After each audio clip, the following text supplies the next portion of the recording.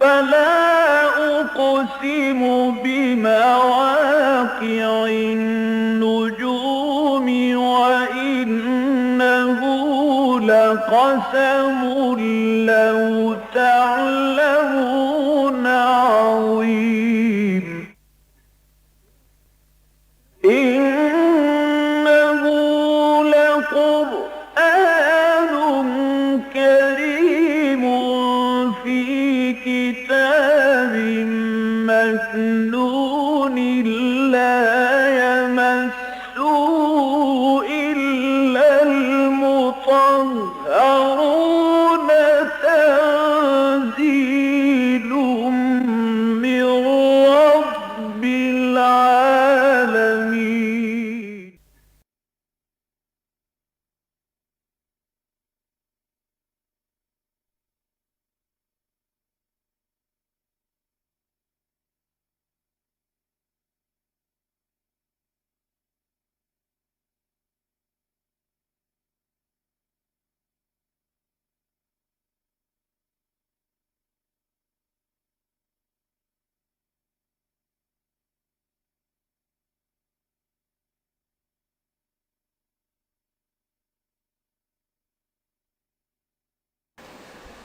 نحمده ونصلي على رسوله الكريم اما بعد فاعوذ بالله من الشيطان الرجيم بسم الله الرحمن الرحيم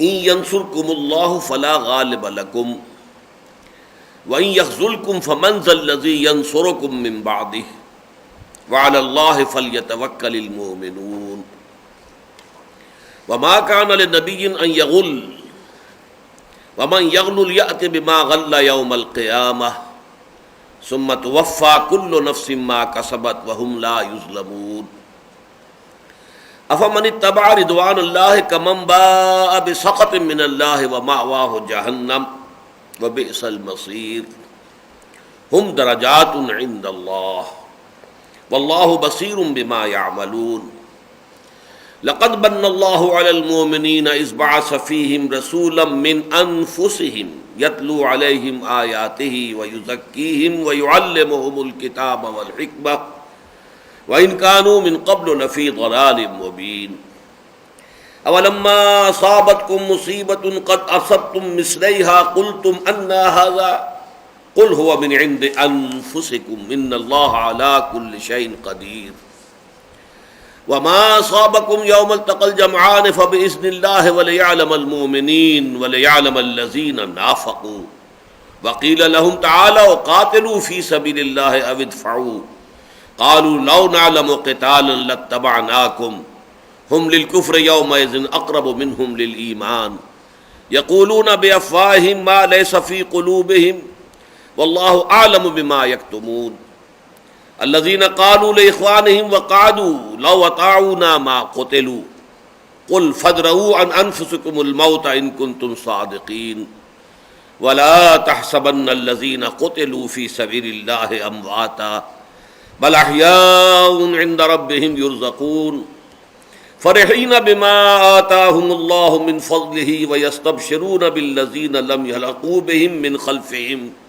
ألا خوف عليهم ولا هم يحزنون يستبشرون بنعمة من الله وفضل وأن الله لا يضيع أجر المؤمنين صدق الله العظيم رب اشرح لي صدري ويسر لي أمري واحلل عقدة من لساني يفقهوا قولي اللهم ربنا ألهمنا رشدنا وأعذنا من شرور أنفسنا اللهم أرنا الحق حقا وارزقنا اتباعه وأرنا الباطل باطلا وارزقنا اجتنابه اللهم وفقنا لما تحب وترضى آمین یا رب العالمین۔ ہمارے آج کے سبق کی پہلی آیت تو وہ ہے کہ جو بالکل واضح اظہر من الشمس بدیہیات میں سے جن کے بارے میں کسی تفصیل میں جانے کی ضرورت نہیں، یہ ہمارے ایمان کا گویا کہ ایک لازمی منطقی نتیجہ۔ ان ینصرکم اللہ فلا غالب لکم، اے مسلمانوں اگر اللہ تمہاری مدد کرے گا تو کوئی تم پر غالب نہیں آ سکتا۔ ظاہر بات ہے کہ اس سے بڑی بدیہی حقیقت اور کون سی ہوگی؟ اللہ تو ہر شے پر قادر ہے، وہ علی کل شیء قدیر۔ اگر وہ کسی کی پشت پناہی کر رہا ہو، وہ کسی کی مدد کر رہا ہو، تو ظاہر بات ہے کہ پھر کوئی اور طاقت اس پوری کائنات میں ایسی نہیں ہے کہ جو ان کو مغلوب کر سکے۔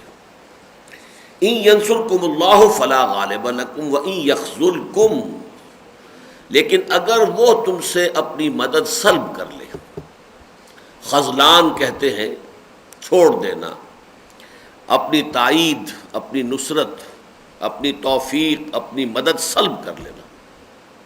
اگر اللہ تمہاری پشت پناہی چھوڑ دے، تمہاری مدد سے دستکش ہو جائے، وَإِن يَخْذُلْكُمْ فَمَنْ ذَا الَّذِي يَنْصُرُكُمْ مِنْ بَعْدِ، تو پھر کون ہے وہ جو تمہاری مدد کر سکے گا اس کے بعد؟ ظاہر بات ہے کہ وہ جو ہمارا کلمہ سوم ہے، لا حول ولا قوت الا باللہ، سبحان اللہ والحمد للہ ولا الہ الا اللہ واللہ اکبر ولا حول ولا قوت الا باللہ العلی العظیم، کوئی طاقت ہے ہی نہیں، نہ خیر کی نہ شر کی، جب تک کہ اذن رب نہ ہو۔ تو ظاہر بات ہے کہ اللہ نے اگر دستکشی اختیار فرما لی، تمہاری مدد ترک کر دی، تو پھر ظاہر بات ہے کوئی طاقت دنیا کی ایسی نہیں ہے کہ جو تمہاری مدد کر سکے۔ اس میں ایک حدیث بھی آتی ہے، حضرت عبداللہ ابن عمر رضی اللہ تعالی عنہ کے، جہاں تک مجھے یاد ہے، اگر میرا حافظہ اس وقت ٹھوکر نہیں کھا رہا، تو حضور نے ان کے دونوں کاندھوں پر اپنے دستے مبارک رکھے اور پھر فرمایا، اے میرے بچے، میں تمہیں کچھ کلمات جو ہے تلقین کرتا ہوں، انہیں حفظ کر لو، انہیں حرز جان بنا لو۔ ان میں یہ بات بھی تھی کہ اگر تمام دنیا کے لوگ مل کر تمہیں کوئی نفع اور فائدہ پہنچانا چاہیں، نہیں پہنچا سکتے اگر اللہ کا اذن نہ ہو، اور تمام دنیا کے انسان مل کر تمہیں کوئی نقصان پہنچانا چاہیں، نہیں پہنچا سکتے اگر اللہ کا اذن نہ ہو۔ یہ لا حول ولا قوت الا باللہ جو ہے، اس کی یہ شرح، اس کی یہ تشریح، اس کا یہ مفہوم ہمارے قلوب و اذہان میں پیوست ہو جانا چاہیے، ثبت ہو جانا چاہیے، جیسے کہ پتھر پر لکیر کہتے ہیں۔ اسی میں وہ دعا جو ہے اکثر جمعوں میں آپ سنتے ہیں، اللہم انصر من نصر دین محمد صلی اللہ علیہ وسلم واجعلنا منہم واخذل من خذل دین محمد صلی اللہ علیہ وسلم ولا تجعلنا معہ۔ یہ ہے وہ خذلان۔ اگر اللہ تعالیٰ تمہاری مدد کرے گا، کوئی تم پر غالب نہیں آ سکتا، لیکن اگر اللہ تعالیٰ نے اپنی مدد، اپنی نصرت، اپنی تائید، اپنی توفیق تم سے سلب کر لی، اللہ اگر دستکش ہو گیا تمہاری مدد سے، تو پھر کون ہے؟ اب یہ بڑا انداز ہے جو استفہام انکاری جسے کہتے ہیں، پھر کون ہے؟ یعنی کوئی نہیں ہے، پھر کون ہے جو تمہاری مدد کر سکے؟ اس کے بعد وعلی اللہ فلیتوکل المؤمنون، اور اس کا نتیجہ یہ نکلنا چاہیے، یہ فلیتوکل، یہ گویا کہ اس چیز کا نتیجہ ہے کہ اللہ ہی پر توکل کرنا چاہیے اہل ایمان کو، ساز و سامان پر نہیں، نفری پر نہیں، تعداد پر نہیں، حالات پر نہیں، بلکہ توکل کل کا کل صرف ذات باری تعالیٰ۔ جیسا کہ میں نے عرض کیا، اس آیت کے بارے میں مزید کوئی تشریح کی ضرورت نہیں ہے، یہ تو ہمارے ایمان کا یوں سمجھیے کہ لب لباب ہے، اس کا خلاصہ ہے۔ البتہ اگلی آیت ہے خاصی تفصیل طلب، اس میں کچھ اختلافی آراء بھی ہیں، مضمون بھی مشکل ہے۔ وما کان لنبی ان یغل، کسی نبی کے شایان شان یہ نہیں ہے کہ وہ کچھ چھپا لے یا چوری کر لے یا دل میں کوئی کینہ رکھے یا کوئی اپنے چاہنے والے اور اپنے ماننے والوں کے ساتھ کوئی بدعہدی کرے، یہ کسی نبی کے شایان شان نہیں ہے۔ میں نے جو مختلف الفاظ استعمال کیے ہیں، یہ مختلف تعبیرات کے اعتبار سے کیے۔ ما کان لنبی ان یغل ومن یغل یأت بما غل یوم القیامہ، اور جو شخص بھی کوئی چیز چھپا لیتا ہے یا چوری کرتا ہے یا اپنے دل میں کینے کے طور پر رکھتا ہے، تو وہ اپنا وہ چھپائی ہوئی شے کو لے کر قیامت کے دن حاضر ہو جائے گا، یعنی وہ ریسپانسیبل ہوگا، جواب دہ ہوگا، اکاؤنٹیبل ہوگا، اس سے باز پرس ہوگی۔ ثم توفی کل نفس ما کسبت، پھر یہ کہ ہر ذی روح کو، ہر ذی حیات کو، ہر جان کو پورا دے دیا جائے گا جو کچھ کہ اس نے کمایا ہوگا۔ توفی، ثم توفی کل نفس ما کسبت، وفا یوفی توفیتن، پورا دے دینا، اوفا یوفی ایفان، یہ بھی پورا کر دینا، توفا یا توفی پورا پورا لے لینا، یہ جو ہے اس لفظ کے جو مختلف معنی بن جاتے ہیں مختلف ابواب میں آنے کی وجہ سے، وہ ضرور سامنے رہنے چاہیے، ورنہ جو قادیانیوں کا ایک دام ہم رنگ زمیں ہے حضرت عیسیٰ علیہ السلام کے بارے میں، انسان اس کا شکار ہو جاتا ہے۔ وما کان لنبی ان یغل، اور کسی نبی کے شایان شان نہیں ہے کہ وہ کوئی شے چھپا لے یا چوری کر لے یا دل میں کسی کے خلاف کوئی کینہ رکھے۔ ومن یغل یأتی بما غل یوم القیامہ، اور جو کوئی بھی ایسا کرے گا وہ پھر جو کچھ بھی اس نے چھپایا ہوگا، جو کینہ رکھا ہوگا، جو چوری کی ہوگی، اس کے سمیت حاضر ہو جائے گا قیامت کے دن۔ ثم توفی کل نفس ما کسبت، پھر ہر نفس کو، ہر جان کو پورا پورا بھرپور دے دیا جائے گا جو کچھ کہ اس نے کمایا ہوگا، وہم لا یظلمون، اور ان پر کوئی ظلم نہیں ہوگا، ان کی کوئی حق تلفی نہیں ہوگی۔ سب سے پہلے تو یہ کہ عام تراجم میں آپ دیکھیں گے کہ یہاں، اور کوئی حواشی بھی مختصر یا عام تفاسیر میں بھی، یہاں ایک واقعہ نقل کر دیا گیا ہے اور اس کے حوالے سے اس آیت کی تشریح ہوتی ہے۔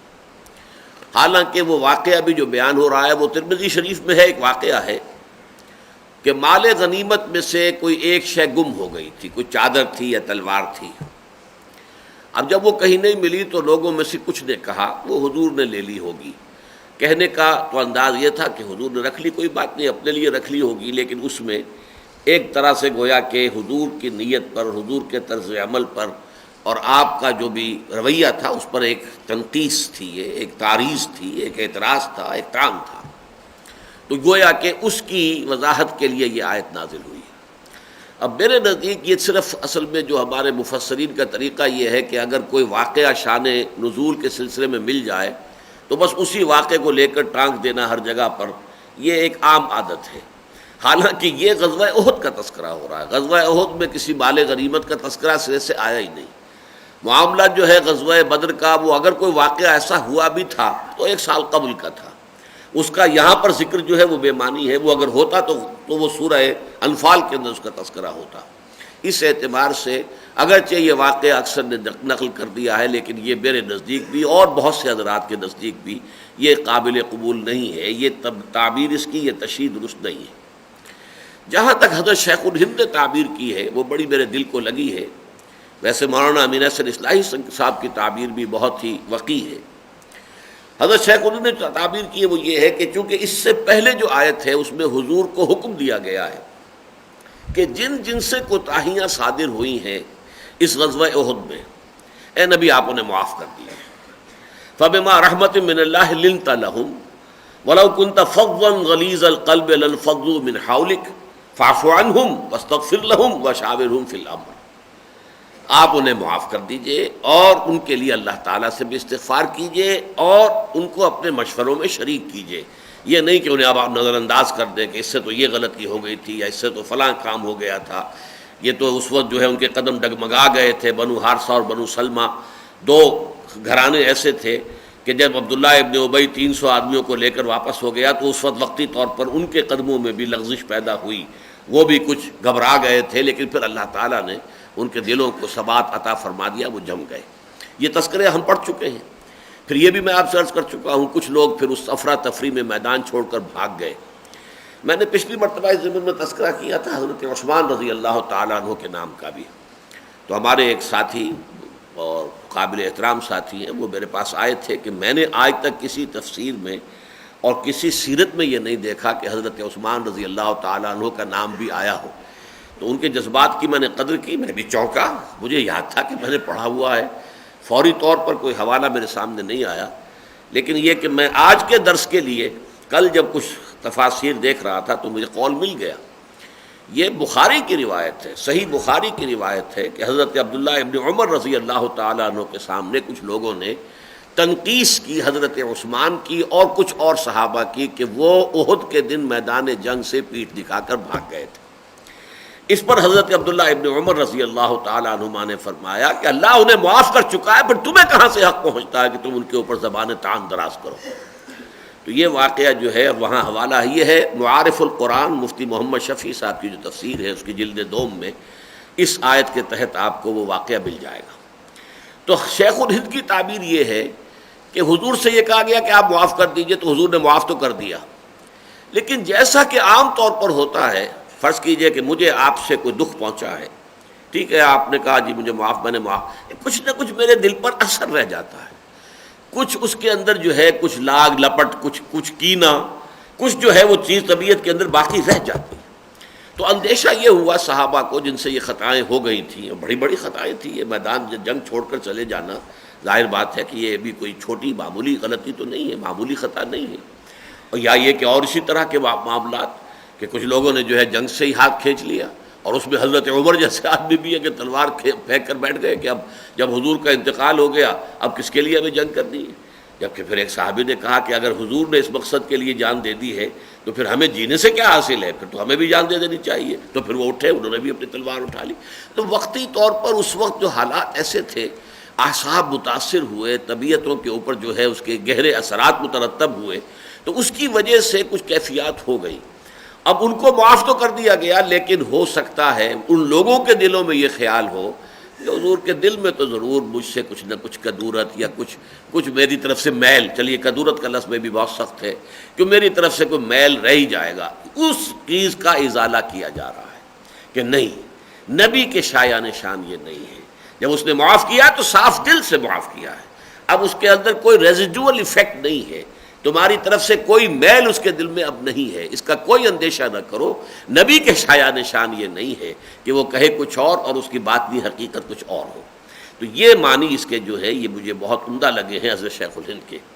ویسے یہ بات جو کہی ہے مولانا امین حسن اصلاحی صاحب نے بھی، وہ بھی بڑی وقیح ہے۔ انہوں نے یہ کہا ہے کہ اصل میں کچھ لوگوں نے اس طرح کی باتیں کی تھی، کی ہوں گی، کی تھی کے لیے تو کوئی ثبوت ہمارے پاس نہیں ہے، کی ہوں گی، کہ دیکھیں یہ جو محمد صلی اللہ علیہ وسلم مکے سے آئے، ہم نے انہیں پناہ دی، اب یہ اپنی حوصلہ مندیوں میں ہمیں گویا کہ بطور چارہ استعمال کر رہے ہیں، ہماری جانیں ہماری ہیں، جا رہی ہیں، لیکن یہ کہ در حقیقت یہ اپنی حکومت قائم کرنے کے لیے یا اپنا ایک اقتدار برپا کرنے کے لیے، اپنے لیے ایک فتح مندی حاصل کرنے کے لیے جو اپنی حوصلہ مندی ہے، جس کے لیے انگریزی کا بہترین لفظ ہے ایمبیشن، اپنی پرسنل ایمبیشنز کے تحت یہ ہماری جو جانیں ہیں تو ان کو جو ہے وہ بھیٹ چڑھا رہے ہیں، اس طرح کی بات، تو گویا کہ یہ بھی ایک طرح کی لوگوں کے ساتھ بدخواہی کا معاملہ، یہ بات جو ہے اس کا جواب دیا جا رہا کہ نہیں، قطعا نہیں، اس چیز کو ذہن سے نکال دو، کسی نبی کے شایان شان یہ نہیں ہے۔ لفظ غل قرآن مجید میں سورہ حشر میں آیا ہے، وَلَا تَجْعَلْ فِي قُلُوبِنَا غِلًّا لِلَّذِينَ آمَنُوا، اے اللہ ہمارے دلوں میں اہل ایمان میں سے کسی کے لیے کوئی کینہ، کوئی لپٹ، کوئی تکدر یہ نہ پیدا ہونے دے، اہل ایمان کے لیے ہمارے دل صاف رہے، ہمارے دل جو ہے آئینے کی طرح صاف رہے، ان کی طرف سے کسی کے لیے بھی کوئی کینہ نہ آئے۔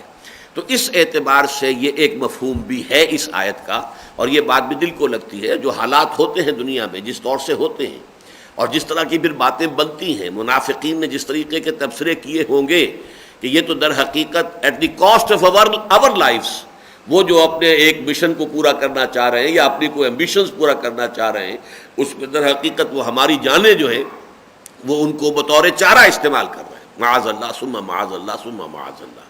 تو یہ دو مفہوم مجھے زیادہ لگتے ہیں میرے دل کو۔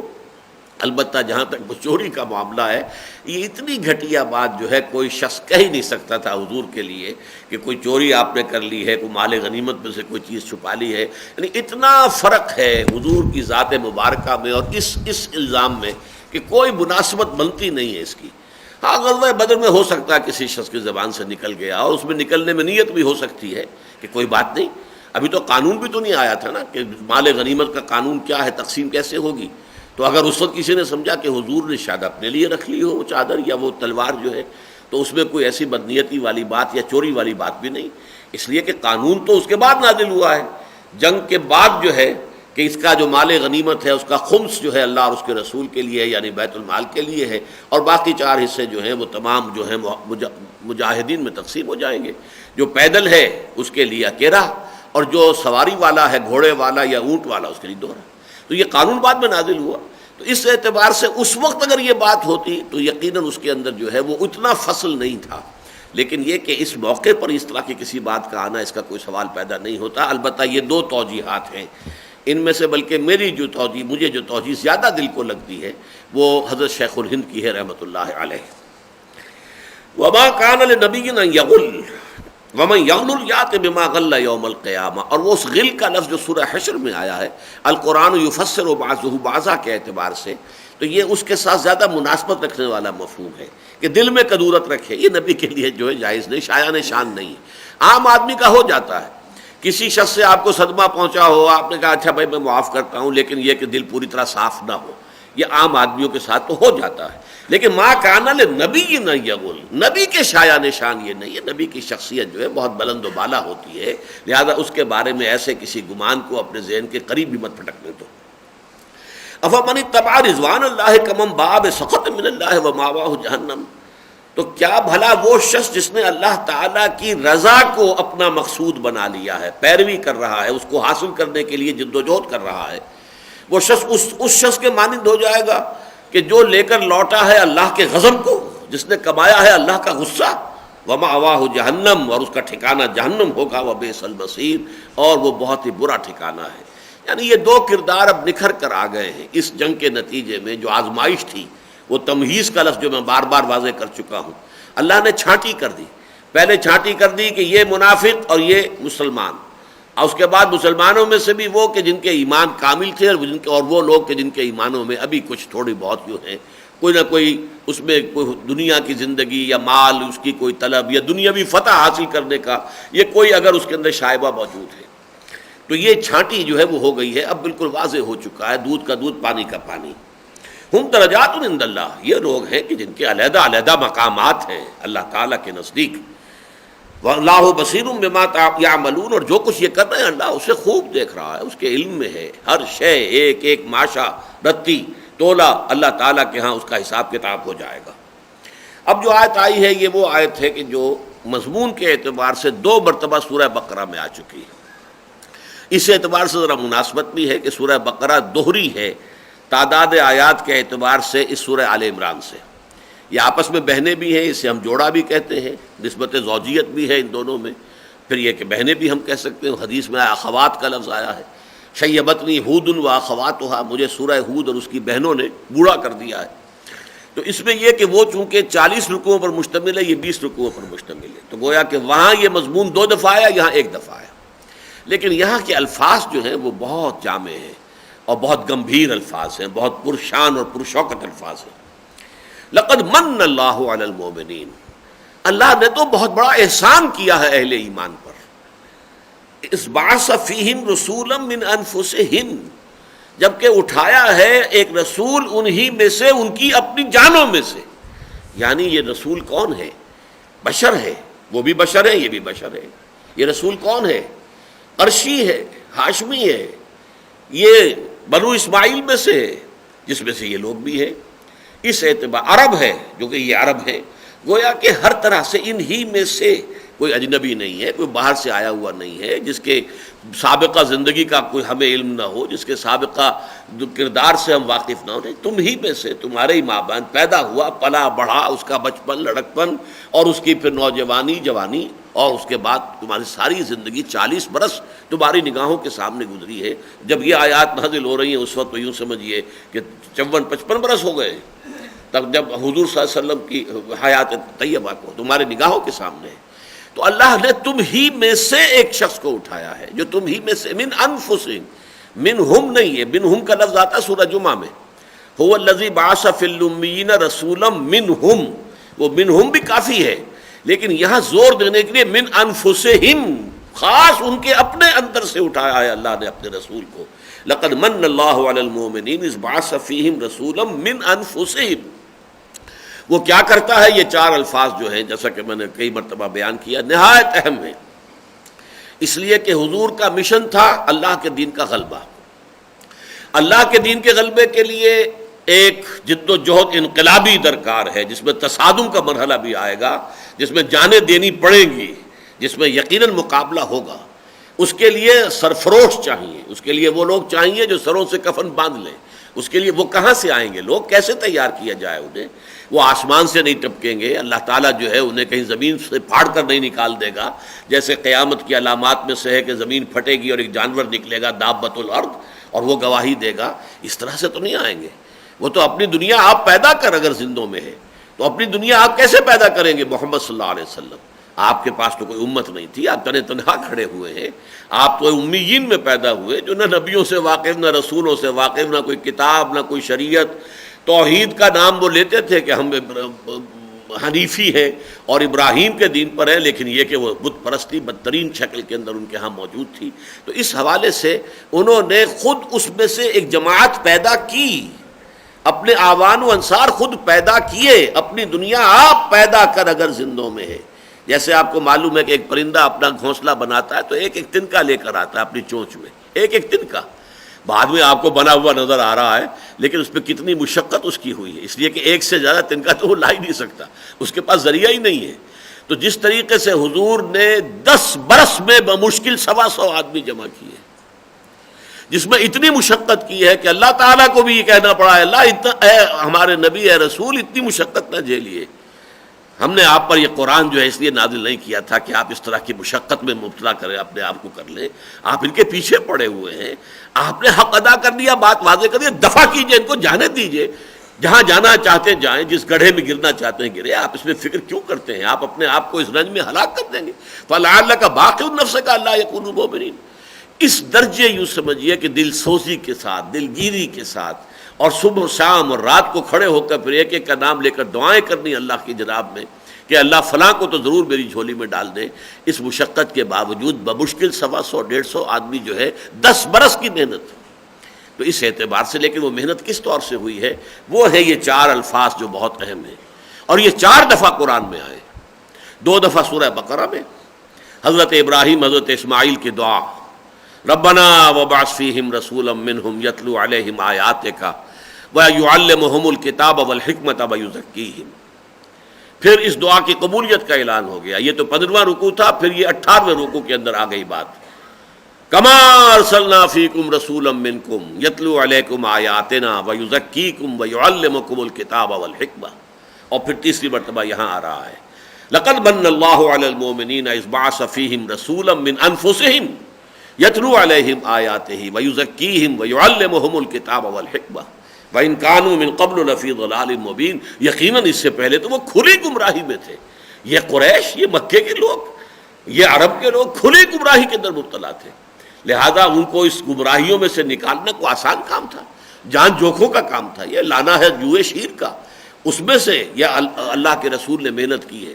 پھر 4تھی مرتبہ یہ سورہ جمعہ میں آیت آئی ہے، هو الذی بعث فی الامیین رسولا منہم یتلو علیہم آیاتہ، بین ہی یہی الفاظ آئے ہیں، پھر یتلو علیہم آیاتہ ویزکیہم ویعلمہم الکتاب والحکمہ وإن کانوا من قبل لفی ضلال مبین۔ تقریباً پوری آیت جو ہے جو کی تو ریپیٹ ہوئی۔ اس میں صرف اس وقت اس میں تو چونکہ میرا مکمل مضمون جو ہے موجود ہے، نبی اکرم صلی اللہ علیہ وسلم کا مقصد بعثت اور آپ کا بنیادی طریقہ کار کو میں نے 2 حصوں میں تقسیم کیا ہے۔ ایک ہے انقلابی جد و جہد، ایک ہے اس انقلابی جد و جہد کے لیے افراد کار، مین پاور فراہم کرنا۔ وہ 313 جو تھے میدان بدر میں، وہ کہاں سے آئے تھے، کس طور سے آئے تھے، کس محنت کے نتیجے میں آئے تھے، کیسے ان کی تربیت ہوئی تھی، یہ ہے اصل شے۔ جیسے کہ اکبر الآبادی نے کہا ہے کہ خدا کے کام دیکھو بعد کیا ہے اور کیا پہلے، نظر آتا ہے مجھ کو بدر سے غار حرا پہلے۔ وہ غار حرا جو ہے وہ بدر سے 15 سال پہلے جو اللہ کے نبی صلی اللہ علیہ وسلم جو ہے جا کر غار حرا میں بیٹھتے تھے، تفکر و اعتبار کرتے تھے، اس کو بھی اپنے ذہن میں رکھو، وہ بھی ایک مرحلہ تھا، وہ بھی اسی کام کی تیاری تھی۔ اور پھر 13 برس تک مکے میں جو تیاری ہوتی رہی ہے وہ ان 4 الفاظ کے حوالے سے ہے۔ اس کی بہترین تعبیر یہ ہے کہ دیکھیے قرآن کے ذریعے سے سلیم الفطرت لوگوں کو کھینچ لیا۔ قرآن ایک مقناطیس کے مانند ہے، جیسا کہ میں نے پہلے بھی کئی دفعہ عرض کیا ہے، آپ کے علم میں ہوگا کہ جب ہائی اسکول میں داخل ہوئے 5ویں جماعت میں سائنس کا مضمون ہم نے لیا تو پہلا تجربہ جو تھا پریکٹیکل، وہ کیا کرایا گیا کہ ایک مکسچر ہے لوہ چون آئرن فائلنگز، یعنی لوہے کے ذرات، جیسے کہیں یہ خراج کی مشین ہوتی ہے تو آپ دیکھتے تھے کہ نیچے لوہے کے وہ جو ہیں وہ ذرات جو ہیں وہ گرتے رہتے ہیں، ان کو وہاں سے لے لیجئے، اور لکڑی کا برادہ، ترکھان کے ہاں جہاں آرا چل رہا ہو وہاں پہ وہ برادہ جو بن رہا ہے وہ لے لیجئے، اس برادے کو اور اس لوہ چون کو آپس میں ملا دیں، اب علیحدہ کریں، اس کو کیسے کریں گے؟ اب ایک ایک برادے کا حصہ اٹھائیں، ایک ایک جو ہے وہ لوہے کا جو ہے وہ ذرہ اٹھائیں تو قیامت ہو جائے گی، کیسے کریں گے؟ تو بتایا گیا ایسا کرو کہ ایک میگنیٹ لے لو، مقناطیس، اسے اس میں گھماؤ پھراؤ، لوہا سارا کا سارا چپک جائے گا، میگنیٹ کے ساتھ برادہ رہ جائے گا، بڑی آسانی سے علیحدگی ہوگی۔ بعد ہی یہی معاملہ ہے کہ معاشرے کے اندر لوگ ایسے تھے جن کی طبیعت میں ابھی سلامتی کچھ نہ کچھ تھی۔ ابو بکر صدیق جیسے لوگ بھی تو موجود تھے جنہوں نے کبھی بھی کسی بت کو سجدہ نہیں کیا، وہ موحد ہیں، پیدائشی طور پر موحد ہیں۔ حضرت عثمان کا معاملہ بھی یہی ہے۔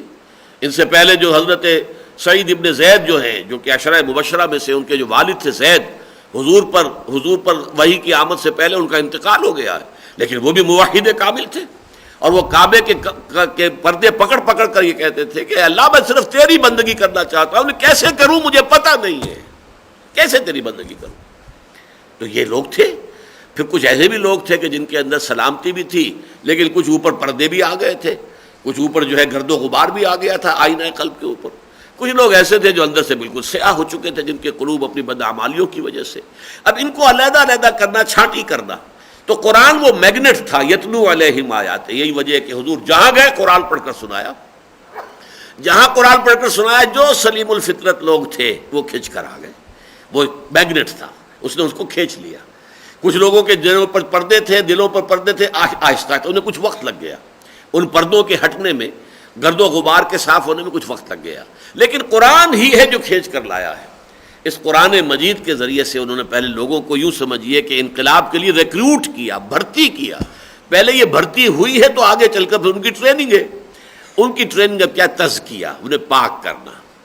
جیسے جیسے اب ان کے اندر ایمان گہرا ہوتا جائے گا، ان کے اندر جو ہے اللہ پر یقین، آخرت کا یقین گہرا ہوتا جائے گا، جو برے اعمال ہیں، جو برے خیالات اور برے نظریات اور غلط تصورات کی بنیاد پر ہوتے ہیں۔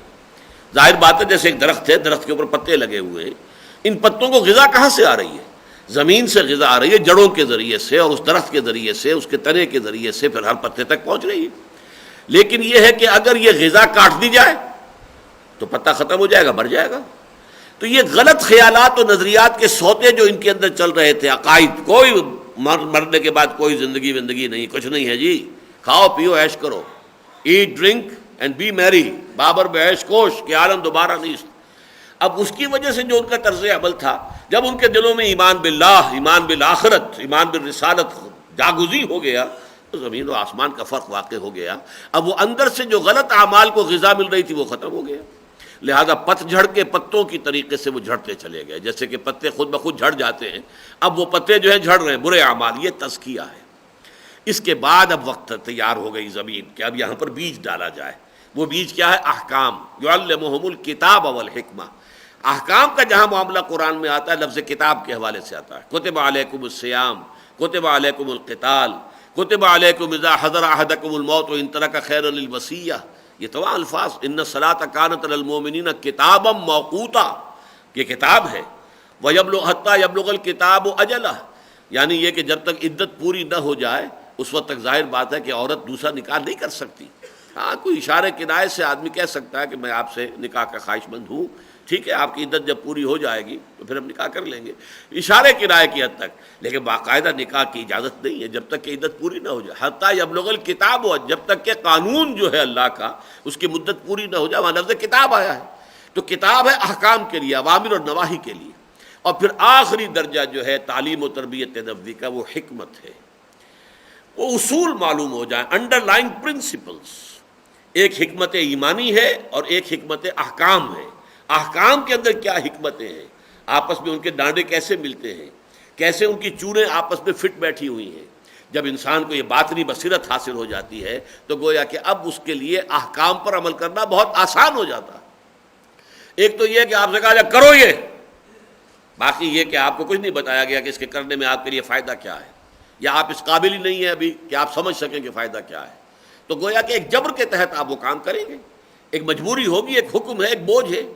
لیکن اگر آپ کو یہ معلوم ہو جائے اور آپ میں استعداد ہو کہ اس میں میری حکمت ہے، اس میں میرا فائدہ ہے، اس میں تو یہ چیزیں ہیں، یہ منفعتیں ہیں، یہ مصلحتیں ہیں میری، اب اس پر عمل آپ کا جو ہے وہ بہت ہلکا ہو جائے گا، اب اس کے اندر عمل کرنے میں آپ کو مجبوری کا احساس نہیں ہوگا۔ تو یہ ہے حکمت۔ وَمَنْ يُؤْتَ الْحِكْمَةَ فَقَدْ أُوتِيَ خَيْرًا كَثِيرًا، سورہ بقرہ میں ہم پڑھ چکے ہیں، جسے حکمت عطا ہو جائے اسے تو گویا کہ بہت بڑا خیر عطا کر دیا گیا۔ حکمت جو ہے یہ چوٹی ہے۔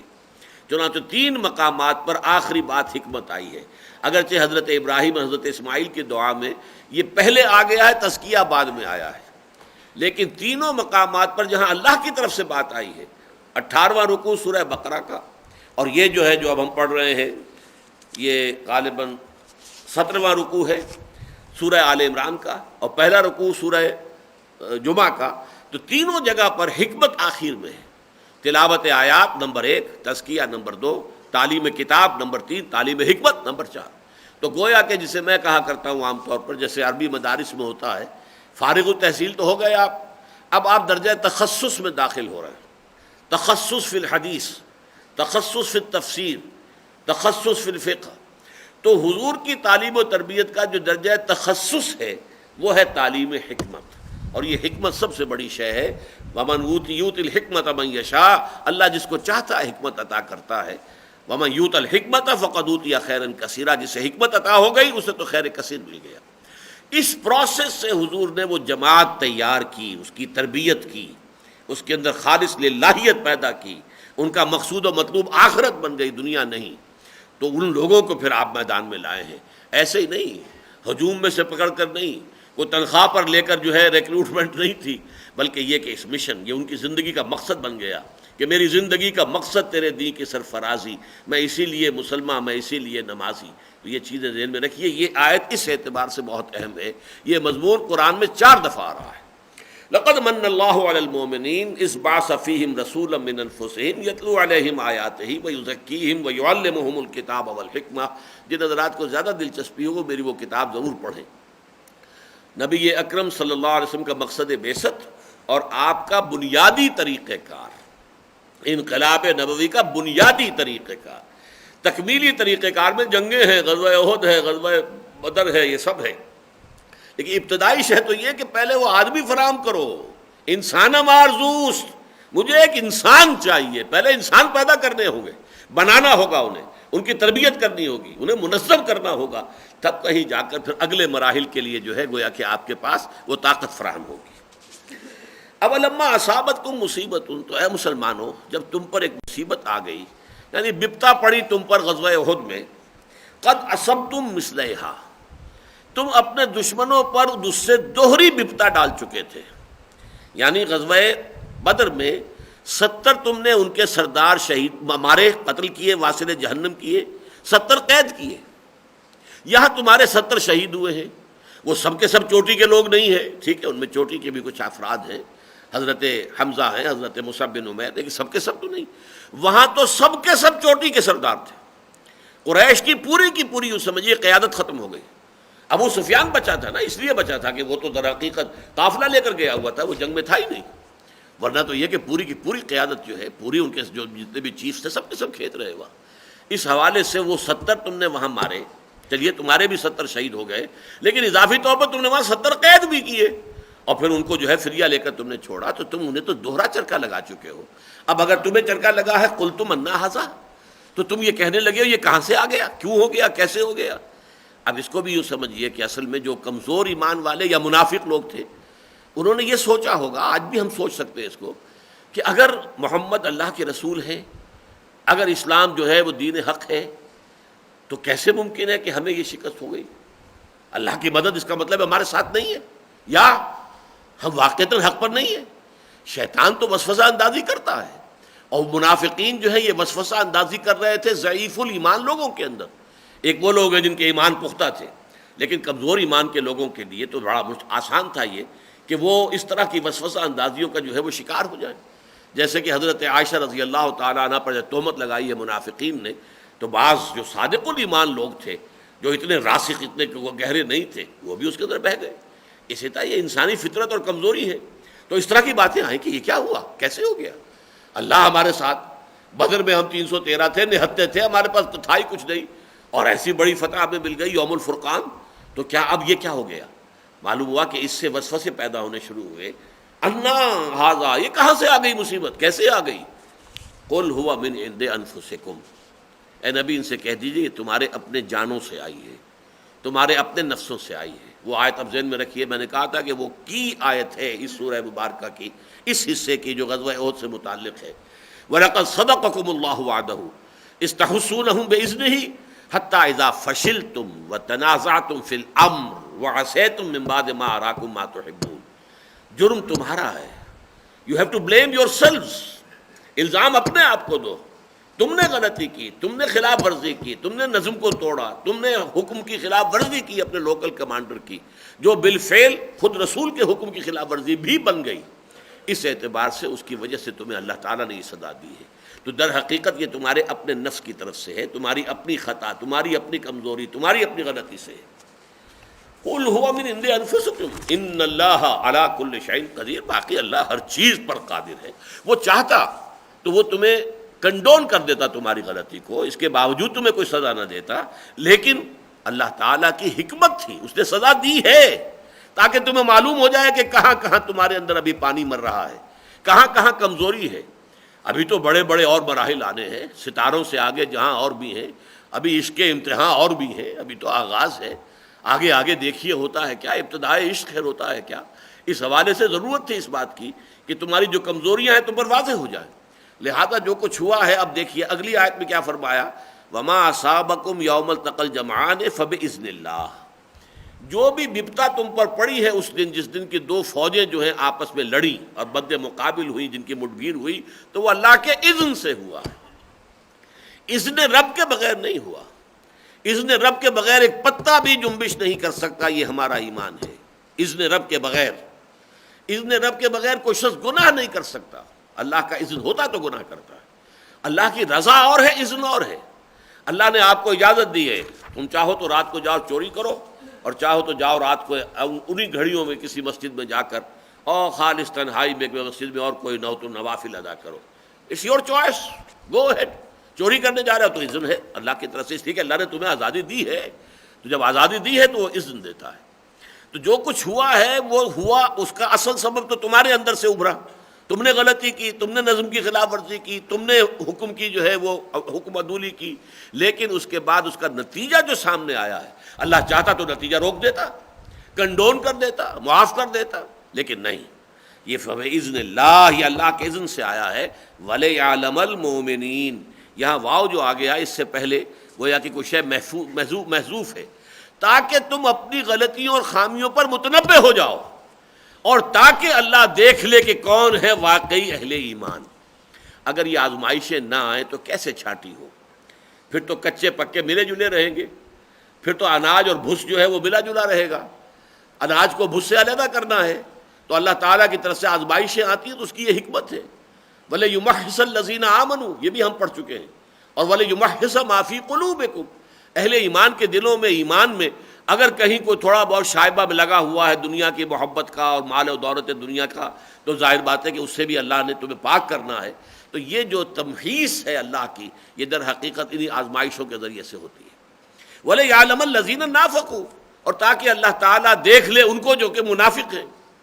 یہاں اصل میں لفظ ہے یعلمہ, لفظی ترجمہ تو ہونا چاہیے کہ تاکہ اللہ معلوم کر لے, اللہ جان لے. لیکن یہ کہ یہ تو ہے لفظی ترجمہ, اس کی جو تعبیر ہم کریں گے وہ یہ ہے تاکہ اللہ ظاہر کر دے, واضح کر دے, مبرہن کر دے, صاف صاف لوگوں کے سامنے عیاں کر دے. ورنہ اللہ کا علم تو ظاہر بات ہے کہ قدیم ہے. اللہ کو تو پہلے سے معلوم ہے کہ کون صاحب ایمان ہے, کون منافق ہے. اللہ کا علم تو ہے ما کان و ما یکون پر محیط ہے. ایسا نہیں ہوتا کہ اللہ کو کسی فعل کے وجود میں آنے کے بعد اس کا علم ہو. اہل سنت کے نزدیک یہ نہیں ہے. ہاں اہل تشیع مانتے ہیں, اس کے لیے ان کے ہاں لفظ ہے بدا. اللہ کو بدا بھی ہوتا ہے. بدا سے مراد کیا ہے کہ کوئی شے اللہ کے علم میں پہلے نہیں تھی, اب آ گئی. اب واقعہ جو ہے ظہور پذیر ہوا تو اللہ کے علم میں آیا. جیسے ہمیں ہوتا ہے, ہمیں کیا معلوم کہ کیا ہونے والا ہے, جب ہو گیا تو ہمیں پتہ چل گیا کہ یہ ہو گیا. لیکن اسی پر وہ قیاس کرتے ہیں اللہ کے علم کو بھی. لیکن یہ معتزلہ کا اور اہل تشیع کا خیال ہے. اہل سنت کا خیال یہ نہیں. اللہ کا علم قدیم ہے, ہر شے کو حاوی ہے. البتہ جہاں یعلم کا لفظ آتا ہے وہاں مراد ہے تاکہ اللہ ظاہر کر دے, واضح کر دے, مبرہن کر دے, کھول دے یا دیکھ لے. وَلِيَعْلَمَ الْمُؤْمِنِينَ, اللہ دیکھ لے کون ہے واقعتاً اہل ایمان. وَلِيَعْلَمَ الَّذِينَ نَافَقُوا, اور جان لے اور دیکھ لے کون ہے منافق. وَقِيلَ لَهُمْ تَعَالَوْا قَاتِلُوا فِي سَبِيلِ اللَّهِ, اور ان سے یہ کہا گیا آؤ بھائی آؤ, چلو اللہ کی راہ میں جنگ کرو. اب ادفعوا, یا دفاع ہی کرو, دفاع ہی کرو. اگر تم چلو گے ساتھ تو ظاہر بات ہے کہ ایک زیادہ ہماری جو ہے نفری نظر آئے گی تو دشمن پر کوئی روب پڑ جائے گا، شاید کہ جنگ ٹل جائے، جنگ کی نوبت نہ آئے، دشمن کو مصالحت کرنے پر آمادہ ہو جائے۔ یہ قول جو ہے اس کے بارے میں عام طور پر تو یہ خیال ہے کہ یہ جو لوگ 300 کی تعداد میں غزوہ احد میں عین میدان جنگ سے واپس گئے تھے ان کا تذکرہ ہے۔ میرا ذاتی خیال یہ واللہ عالم کہ یہ در حقیقت مدینے سے جو منافق نکلے ہی نہیں، یہ تو وہ لوگ تھے 300 جو نکل تو آئے تھے حضور کے ساتھ، 1000 میں شامل تھے، اور اس کے بعد وہاں سے واپس گئے ہیں، جبکہ صبح کے وقت جو ہے صف بندی ہو رہی تھی کہ ادھر سامنے نظر آ رہے ہیں کفار مشرکین، وہ اپنی صفیں درست کر رہے ہیں، ادھر مسلمان صفیں درست کر رہے ہیں۔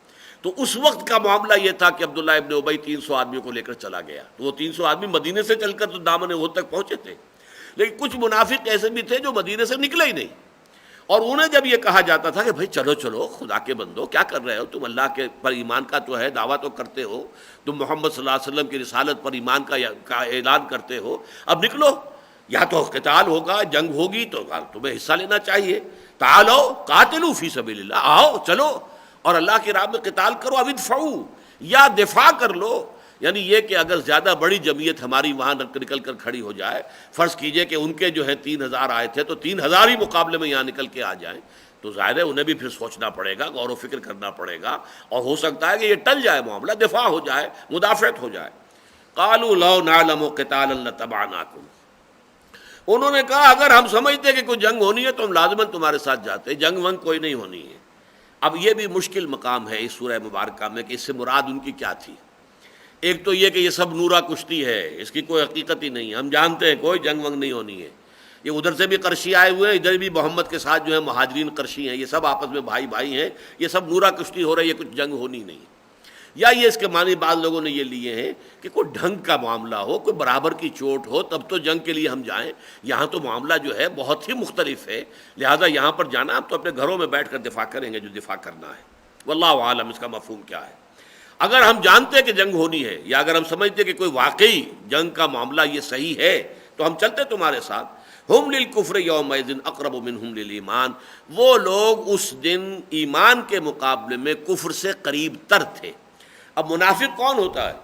منافق جو ہے وہ کفر اور ایمان کے درمیان جو ہے وہ جیسے پینڈولم ہوتا ہے ایک گھڑے کا، کلاک کا، ادھر سے ادھر ادھر سے ادھر، مذبذبین بین ذالک۔ قرآن مجید میں یہ حقیقتیں زیادہ جو ہے اگلی صورت میں جا کے واضح ہوں گی، سورہ نساء میں۔ لا الہ ہؤلاء ولا الہ ہؤلاء، منافق نہ ادھر ہوتا ہے نہ ادھر ہوتا ہے۔ ایک طرف وہ ہیں کہ جو اللہ کے دین کو ختم کرنے کے لیے میدان میں ڈٹ کر آ گئے، وہ بھی اپنی جانیں ہتھیلی پر رکھ کر آئے ہیں۔ ایک طرف وہ ہیں جو اللہ کے دین کے دفاع کے لیے، غلبے کے لیے آ گئے ہیں، اور انہوں نے بھی سر اپنے ہتھیلیوں پر رکھ لیے۔ ایک یہ ہے کہ کچھ ادھر ہے کچھ ادھر ہے، نہ ادھر ہے نہ ادھر ہے، مذبذبین بین ذالک، پینڈولم کی طرح ادھر سے ادھر، ادھر سے ادھر جو ہے۔ تو یہ جو ان کی کیفیت ہے در حقیقت اس میں ایمان، اسی کو وہاں پر بیان کیا گیا ہے سورہ نساء کے اندر ہی، ان الذین آمنوا ثم کفروا ثم آمنوا ثم کفروا ثم ازدادوا کفرا۔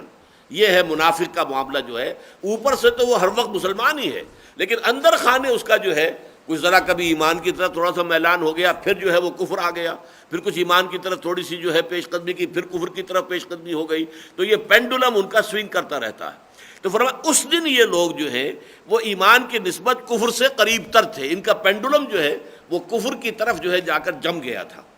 یقولون بافواہہم ما لیس فی قلوبہم، وہ اپنے دلوں سے، اپنے منہوں سے وہ باتیں کہہ رہے تھے جو ان کے دلوں میں نہیں تھی۔ واللہ عالم بما یکتمون، اور اللہ خوب جانتا ہے جو کچھ کہ وہ چھپا رہے تھے۔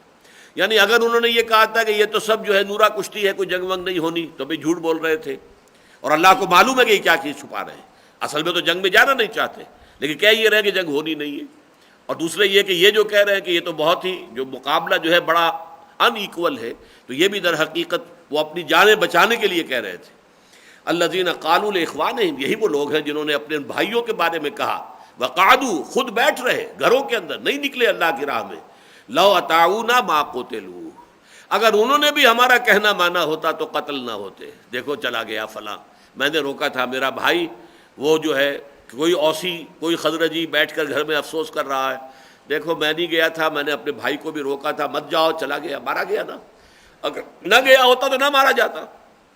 الذین قالوا لاخوانہم وقعدوا، خود بیٹھے رہے، درا حال ہے کہ وہ بیٹھ گئے تھے، جنگ میں کے لیے نہیں نکلے، انہوں نے اپنے ان بھائیوں کے بارے میں کہا کہ جو شہید ہو گئے، لو اطاعونا ما قتلوا، اگر وہ ہمارا کہنا مان لیتے تو قتل نہ ہوتے۔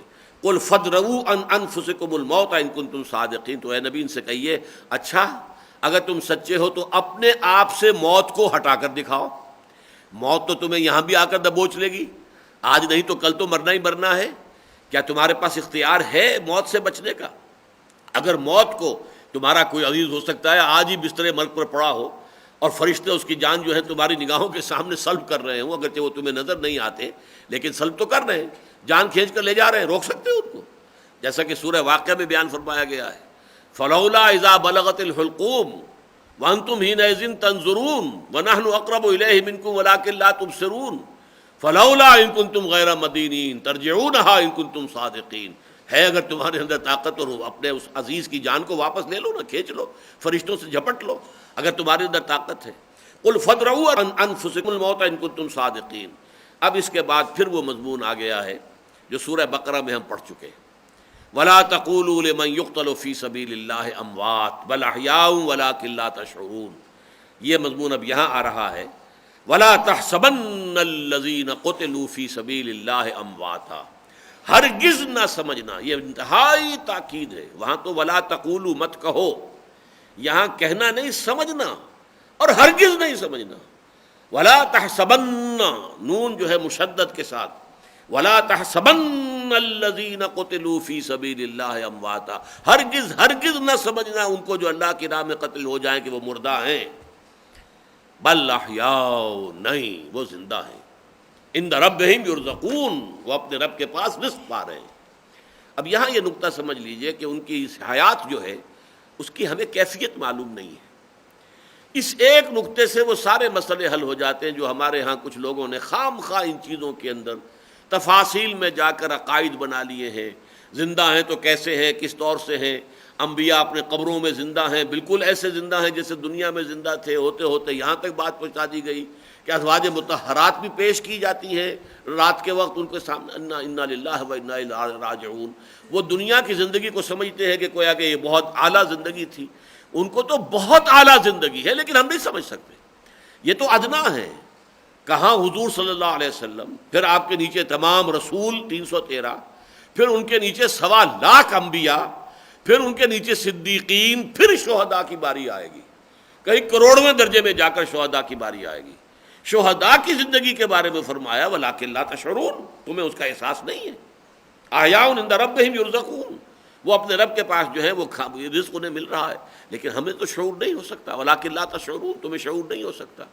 تو جب ہمیں شہداء کی زندگی کا شعور نہیں ہو سکتا تب اس سے آگے صدیقین کی زندگی جو ہے عالم برزخ میں، اس کے بارے میں کیا رائے قائم کریں گے؟ پھر جو انبیاء کی زندگی ہے اس کی کیا خبر ہے؟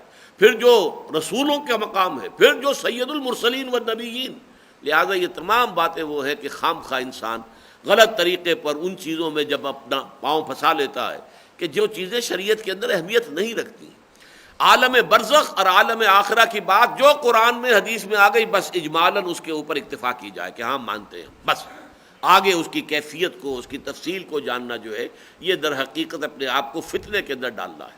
یہ بالکل ایسے ہی ہے کہ جیسے سورہ اسی آل عمران کے شروع میں کہا گیا تھا کہ قرآن مجید کی کچھ آیات متشابہات ہیں، کچھ محکمات ہیں. تو جو واقعتاً اولو الالباب ہیں، ہوش مند لوگ ہیں، وہ محکم آیات کے پیچھے لگتے ہیں اور اس کا ہی اتباع کرتے ہیں. اور جن کے دلوں میں کجی ہوتی ہے، فتنہ ہوتا ہے، وہ فتنہ پیدا کرنے کے لیے متشابہات کے چکر میں پڑتے ہیں. ان کی بات شرع اور ان کے بارے میں معین کرنا ان کے مفہوم کو وہ خام خواہ اپنے اوپر تکلیف مالا یطاق، جو ذمہ داری ان پر ڈالی نہیں گئی ہے وہ اپنے اوپر لے لیتے ہیں. فرحین بما آتاہم اللہ من فضلہ، وہ تو خوشیاں منا رہے ہیں، فرحاں و شاداں ہیں اس پر کہ جو اللہ تعالیٰ نے ان کو دیا ہے اپنے فضل سے. وَيَسْتَبْشِرُونَ بِالَّذِينَ لَمْ يَلْحَقُوا بِهِم مِّن خَلْفِهِمْ، اور وہ خوشیاں بنا رہے ہیں، خوشخبریاں حاصل کر رہے ہیں ان لوگوں کے بارے میں بھی جو ابھی پیچھے رہ گئے ہیں، ان کے ساتھ ملے نہیں ہیں. یعنی اگر 700 افراد شریک ہوئے تھے غزوہ احد میں تو 70 شہید ہوئے نا. شریک تو 700 تھے تو 630 تو باقی رہ گئے پیچھے. ان کے بارے میں بھی وہ کہتے ہیں اللہ کرے کہ ان کو بھی یہ مقام نصیب ہو جو مقام ہمیں نصیب ہوا ہے. کاش کہ ان کے علم میں آ جائے اللہ کی یہ نعمتیں، اللہ تعالیٰ کی طرف سے یہ عنایتیں ہیں، اللہ نے ایسا ہمارا استقبال کیا ہے، ہمارے لیے یہ کچھ اللہ تعالیٰ نے فراہم فرمایا ہے تو جو لوگ آئیں وہ بھی پیچھے آئیں، اسی راستے پر آئیں، اسی طرح جام شہادت نوش کریں، اسی طریقے سے ان تمام اعزازات اور اکرامات جو اللہ تعالیٰ کی طرف سے ہمیں ملے ہیں وہ انہیں بھی ملیں۔ اللہ خوف علیہم ولا هم یحزنون، کہ ان پر بھی نہ کوئی خوف ہو اور نہ ہی وہ کسی حزن سے دوچار ہو۔ یستبشرون بنعمت من اللہ وفضل، وہ خوش وقت ہو رہے ہیں، خوشیاں منا رہے ہیں، فرح و شاداں ہیں اور اللہ تعالیٰ کی نعمت اور اس کے فضل سے جو کہ ان کو مل گئی ہے۔ وَأَنَّ اللَّهَ لَا يُضِيعُ أَجْرَ الْمُؤْمِنِينَ، اور اس بات سے کہ اللہ تعالیٰ اہل ایمان کے اجر کو ضائع کرنے والا نہیں ہے۔ یہ حقیقت ان پر تو منکشف ہو گئی جب انہوں نے اللہ کے اس اجر کو دیکھ لیا، جیسا کہ وہ ہے الحمدللہ الذی ہدانا لہذا، جب اہل جنت جنت میں داخل ہوں گے تو کہا جائے گا، وہ کہیں گے اس وقت الحمدللہ الذی ہدانا لہذا، اس اللہ کا شکر ہے کہ جس نے ہمیں یہاں تک پہنچا دیا۔ تو جب پہنچ گئے تب تو انہیں یقین ہو گیا نا کہ اللہ تعالیٰ اہل ایمان کے جو اجر اور ثواب ہے اسے ضائع نہیں کرتے۔ یہ یقین اس درجے تک انہیں اس وقت حاصل ہو چکا ہوگا، خود بھی ہوں گے فرح و شادہ۔ البتہ یہ جان لیجئے کہ اس کے بارے میں جنت میں ایک داخلہ وہ ہے جو کہ قیامت کے بعد ہونا ہے، اس طرح کی کہ یہ داخلہ جو ہے اس کے بارے میں حدیث میں یہ الفاظ آئے ہیں کہ ان کی ارواح کو اللہ تعالیٰ جنت کے پرندوں کی شکل دے کر، اور وہ جنت کے درختوں کے اوپر جو ہیں وہ اس کے پھلوں کو کھاتے ہوئے اس وقت بھی پھر رہے ہیں۔ اس طرح حضرت جعفر طیار کے بارے میں فرمایا تھا حضور نے کہ اللہ تعالیٰ نے انہیں 2 پر عطا کر دیے ہیں اور وہ جنت کے اندر بہو پرواز ہے۔ تو کیا کیفیت ہے؟ بس اس میں جو بات ہمیں حدیث سے مل جائے، حدیث صحیح ہے، اگر تو پختہ ہے، متواتر ہے، صحیح ہے، تو یقیناً اس کے اوپر ہمارا عقیدہ بھی قائم ہو جائے گا۔ لیکن اگر یہ کہ اس درجے کو نہیں ہے تو ٹھیک ہے، کوئی مانتا ہے تو مان لے، نہیں مانتا نہ مانے، اس میں کسی عقیدے کے لیے جو ہے لازم نہیں ہے کہ اس بات کو عقیدہ بنا لیا جائے۔ لیکن اس سے آگے جانا، اس سے آگے جا کے تفاصیل کے میدان کے اندر قدم رکھنا، یہ در حقیقت اپنے آپ کو فتنوں کے اندر ڈالنے سے مراد ہے۔ وَلَٰكِنَّكُمْ فَتَنْتُمْ أَنفُسَكُمْ، تم نے خود اپنے آپ کو فتنوں کے اندر مبتلا کر لیا، اور اس کی ہمارے ہاں بہت سی مثالیں موجود ہیں۔ بڑے جھگڑے ہو رہے ہیں ان چیزوں کے اندر کہ جن کے اندر آپ سے کوئی ذمہ داری نہیں کہ آپ اس کے بارے میں کوئی عقیدہ قائم کریں، آپ اجمالاً بس بات مانتے ہیں اللہ اللہ خیر صلی اللہ۔ ہم جاتے ہیں قبر پر، کسی قبر پر یا قبرستان میں، السلام علیکم یا اہل القبور یغفر اللہ لنا ولکم انتم سلفنا ونحن بالاثر، یہ ثابت ہے حضور سے، ہم یہ کہہ دیں گے۔ اب انہوں نے سنا کہ نہیں سنا وہ جانے، اور اگر سنا ہے تو انہوں نے جواب دیا کہ نہیں دیا وہ جانے، ہمیں اس سے کیا سروکار ہے؟ ہمیں تو حضور کے ایک عمل کی پیروی کرنی ہے، السلام علیکم یا اہل القبور یغفر اللہ لنا ولکم انتم سلفنا ونحن بالاثر۔ ہمیں کہا گیا حضور کی قبر پر جاؤ تو سلام کرو، لیکن یہ کہ یہاں دور سے کھڑے ہو کر سلام کرتے رہنا جو ہے اس کا کوئی ثبوت نہیں۔ سلف سے ثبوت مل جائے اور حضور کا کوئی قول مل جائے تو ہم سر آنکھوں پر، جیسے قرآن میں کہلوایا حضور سے، قل ان کان للرحمن ولد فانا اول العابدین، اے نبی ان سے کہہ دیجیے اگر رحمان کا کوئی واقعی بیٹا ہوتا تو سب سے پہلے میں اس کو پوجتا، میں اس کی بندگی کرتا، وہ ہے ہی نہیں کوئی۔ اسی طریقے سے اگر کوئی ثبوت مل جائے تو پھر ہمیں کیا ہے، ہمیں کیا اعتراض ہے اس میں، اس حوالے سے۔ لیکن احتیاط اس میں ہے، جو عمل ثابت ہے صحابہ کرام سے، عمل کے اعتبار سے اپنے آپ کو اسی تک محدود رکھا جائے۔ ما انا علیہ واصحابی کا یہی حاصل ہے اور یہی اس کا تقاضا ہے۔ بارک اللہ لی ولکم فی القرآن العظیم ونفعنی وإیاکم بالآیات والذکر الحکیم۔